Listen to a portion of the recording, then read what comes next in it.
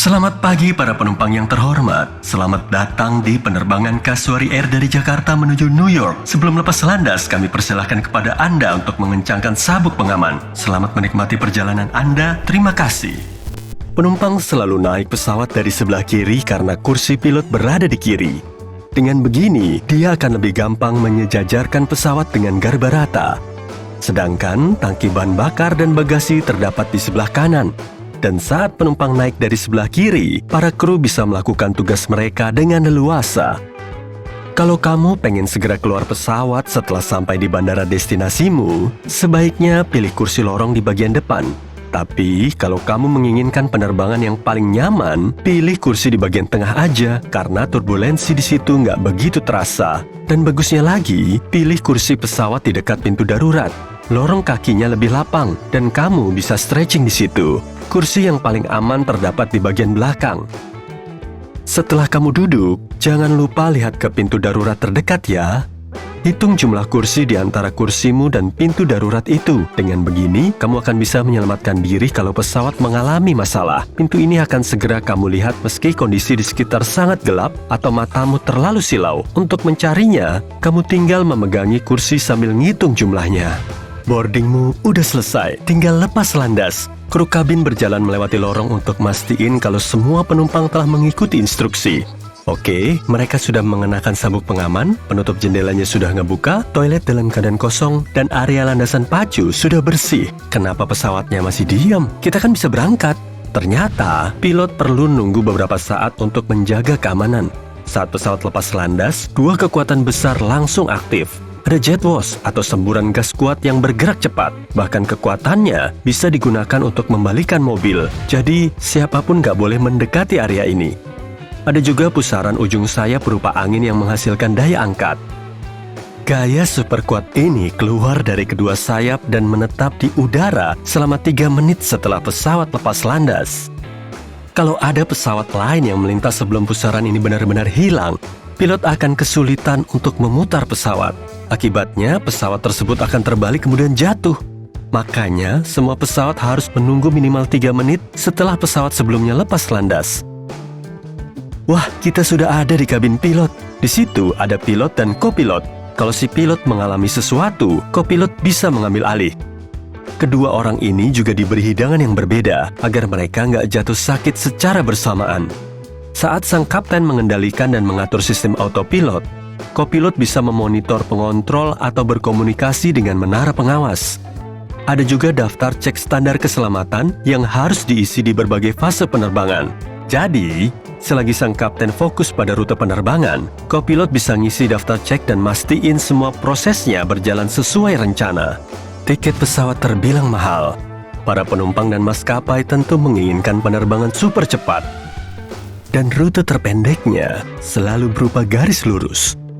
Tapi, rute pesawat kelihatan melengkung karena bumi kita nggak datar seperti yang terlihat pada peta. Planet kita berbentuk bulat, dan semua garis ini cuma kelihatan melengkung kalau tertera pada peta.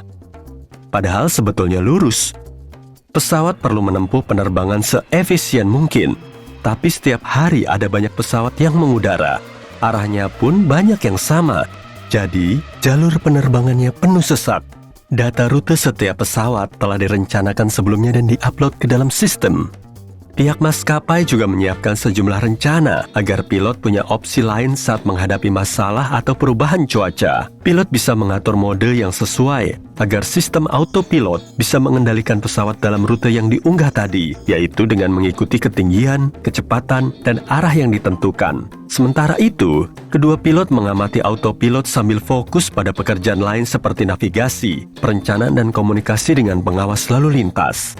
Di darat, lalu lintas pesawat dikelola oleh dispatcher yang mengawasi semua pesawat agar jaraknya nggak saling berdekatan. Lalu lintas udara di sejumlah tempat memang sangat ramai. Jadi, saat berada di zona ramai, pesawat harus mengikuti rute super khusus. Di sejumlah titik juga ada alat bantu navigasi penerbangan atau Navite. Alat ini bisa mengirim sinyal radio ke angkasa supaya terdeteksi oleh pesawat. Selain itu, ada titik acuan berupa titik geografis di bumi. Semua titik ini telah diupload ke sistem GPS dan pesawat harus mengikutinya. Jadi intinya rute penerbangan ditempuh dari satu titik acuan ke titik acuan lain menuju destinasinya. Oke, naikkan ketinggiannya dulu. Pilot bisa mengetahui ketinggian pesawatnya dengan melihat kontrol panel. Dia juga tahu kecepatan pesawat sehingga bisa memperhitungkan jarak dan waktu yang pas untuk menambah ketinggian. Kalau pesawat mengudara pada ketinggian 8.200 meter dan kecepatan 555 km per jam, hasil pembagiannya sekitar 166 km. Di titik inilah, dia harus mulai menurunkan ketinggian pesawat untuk mendapatkan jalur turun. Beberapa hal lain juga perlu dipertimbangkan, misalnya kecepatan, arah angin, atau penurunan kecepatan yang kurang mulus. Untuk menurunkan pesawat, pilot harus mendapat persetujuan dari pengawas. Dan terkadang, permintaan mereka nggak langsung disetujui karena kondisi lalu lintas di udara. Akibatnya, pesawat cuma akan terbang maju tanpa turun dan melenceng dari profil penurunan pesawat, kemudian mendarat setelah mendapat persetujuan. Lepas landas dan pendaratan merupakan fase terpenting sekaligus paling membahayakan dalam penerbangan. Di fase tersebut, pilot nggak punya cukup ruang dan waktu untuk bereaksi terhadap masalah yang mungkin terjadi. Saat mengudara, pesawat nggak akan langsung jatuh walau kedua mesinnya mati. Si burung besi akan mulai meluncur di langit, kemudian turun sekitar 1,6 km tiap kali jaraknya bertambah 16 km. Jadi, pilot cuma punya waktu selama 8 menitan untuk bereaksi dan mencari tempat yang aman untuk mendarat. Kalau salah satu mesin pesawat mati saat sedang lepas landas atau mendarat, pilot cuma punya waktu sekian detik untuk memilih antara melanjutkan lepas landas atau membatalkan penerbangan. Meskipun ada kendala, pembatalan penerbangan nggak selalu jadi pilihan terbaik. Saat kecepatannya mencapai 160 km per jam, kemungkinan besar pilot nggak bisa menghentikan pesawat sebelum landasan pacunya habis. Dan keluar dari landasan pacu bisa sangat berisiko. Makanya, fase penerbangan ini diatur sangat ketat untuk menjaga keselamatan semua orang di dalam pesawat. Mereka harus mengaktifkan mode pesawat agar sinyal yang dipancarkan nggak mengganggu sistem elektronik atau menghambat frekuensi radio. Kamu pasti pernah mendengar bunyi klik speaker ponsel sebelum ada panggilan masuk kan? Bunyi seperti ini mungkin akan terdengar oleh pilot. Padahal seharusnya dia mendengarkan petunjuk saat berkomunikasi dengan pengawas lalu lintas. Gangguan sedetik pun bisa menimbulkan banyak kebingungan. Jenis ponsel tertentu bisa jadi biang kerok saat muncul bersamaan dengan faktor lain, seperti jarak ponsel dari kabin dan jumlah ponsel yang mode pesawatnya belum aktif. Kru pesawat memang nggak tahu pasti ponsel mana aja yang masih aktif, tapi pilot selalu tahu kalau sebagian penumpangnya tetap mengaktifkan ponsel mereka. Penutup jendela harus tetap terbuka saat pesawat lepas landas dan mendarat demi keselamatan. Dengan begini, mata penumpang akan terbiasa dengan intensitas cahaya di luar pesawat. Kalau selama fase penerbangan ini terjadi masalah, mereka akan cepat bereaksi, kemudian melakukan evakuasi. Hal ini sangat penting dilakukan terutama dalam situasi kritis. Karena alasan yang sama pula, lampu pesawat diredupkan. Dengan begini, pencahayaan di dalam kabin nggak akan beda jauh dengan kondisi di luar.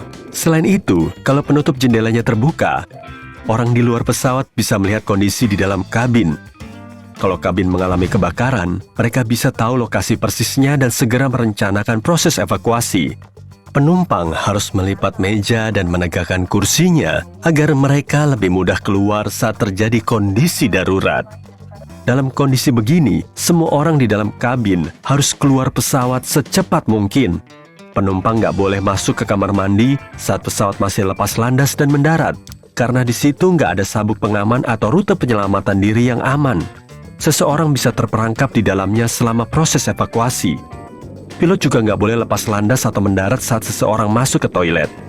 Wah, sebentar lagi kita akan mendarat nih. Selamat datang di New York.